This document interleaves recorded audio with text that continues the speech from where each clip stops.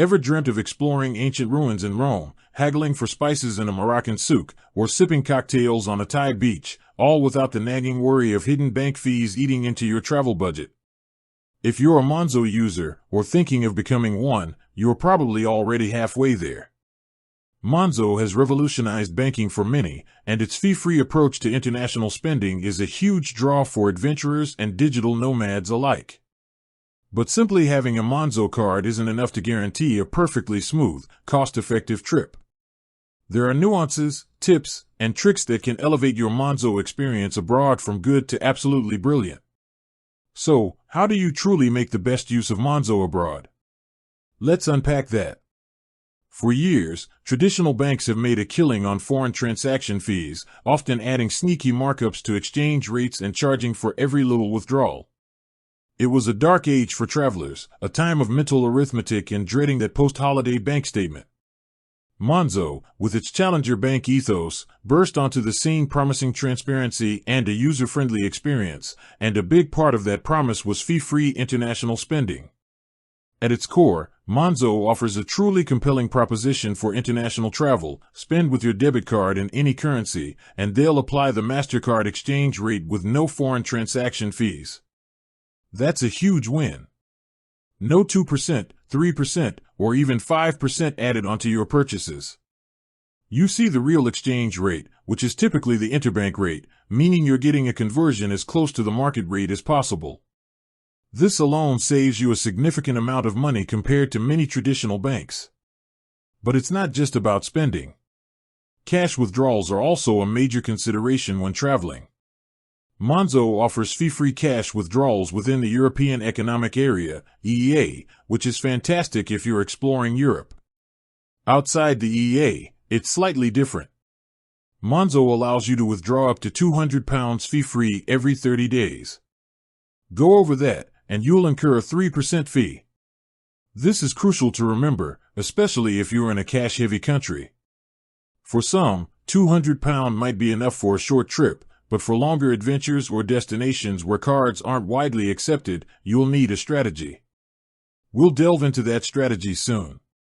Beyond the fundamental fee structure, Monzo's app is your secret weapon. The real-time notifications are a godsend. Every time you make a purchase, you get an instant notification showing the amount in both the local currency and GBP, along with the exchange rate used. This transparency is invaluable. You're always aware of exactly what you're spending, which helps with budgeting and avoids any nasty surprises. It also serves as an immediate alert if there's any suspicious activity on your card, allowing you to freeze it instantly in the app. Speaking of freezing your card, the in-app controls are a major security feature. Lost your card in a bustling market? Or perhaps you've just misplaced it in your hotel room? A quick tap in the Monzo app can freeze your card, preventing any unauthorized transactions. Found it? Unfreeze it just as easily. This level of control offers immense peace of mind when you're far from home. If it's truly lost or stolen, you can report it in the app and even order a new one, though be aware that international delivery of a replacement card can incur a £30 fee. Now, let's talk strategy. To truly leverage Monzo abroad, you need to be smart. First, the golden rule: always pay in local currency. This cannot be stressed enough. When a merchant or ATM offers you the choice to pay in GBP or the local currency, always choose the local currency. This is known as dynamic currency conversion, DCC. If you choose to pay in GBP, the merchant's bank will apply their own, often unfavorable, exchange rate, which can be significantly worse than MasterCard's rate. Monzo even sends you a helpful notification if it detects you've chosen to pay in GBP while abroad, reminding you that paying in local currency is usually cheaper. Listen to Monzo. Second, manage your cash withdrawals strategically. For trips outside the EEA, where that £200 fee-free limit applies, plan your cash needs. If you anticipate needing more than £200 in a 30-day rolling period, consider topping up your Monzo account with enough funds so that the 3% fee on withdrawals over the limit isn't a huge dent in your budget.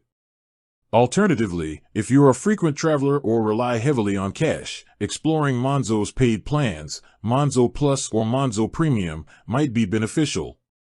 These plans offer higher fee-free ATM withdrawal limits.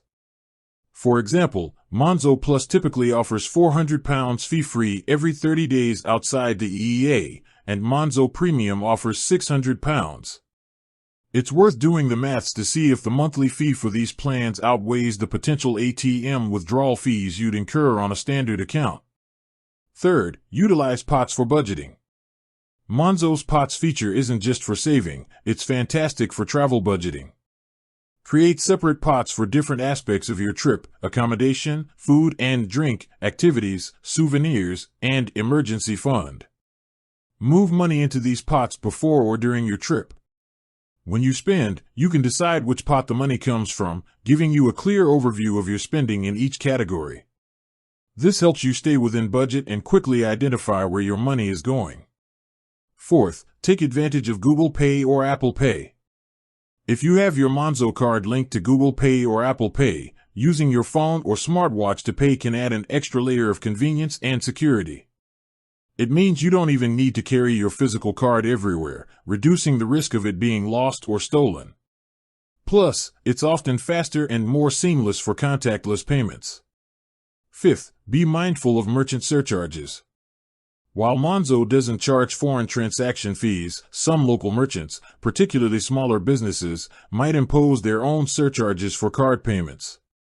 This isn't a Monzo fee but a local merchant fee. Always be aware of signs or ask if there are any additional charges for card payments, especially in countries where cash is still king. Sixth, consider travel insurance. While Monzo is excellent for managing your money, it's not a substitute for comprehensive travel insurance. If you have Monzo Premium, it includes worldwide travel insurance provided by Zurich, which covers a range of things from medical emergencies to lost baggage. This can be a significant benefit if you're a frequent traveler. However, if you're on a standard or plus account, ensure you have separate travel insurance in place. This will cover unexpected events like flight cancellations, medical emergencies, or lost luggage, which Monzo itself doesn't directly cover. Seventh, notify Monzo, but you probably don't need to.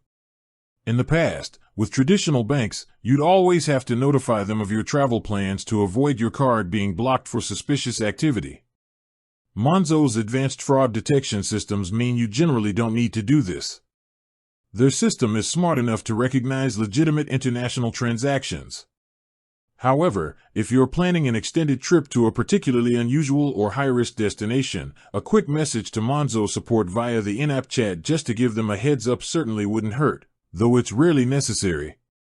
With that said, thanks for watching and until next time.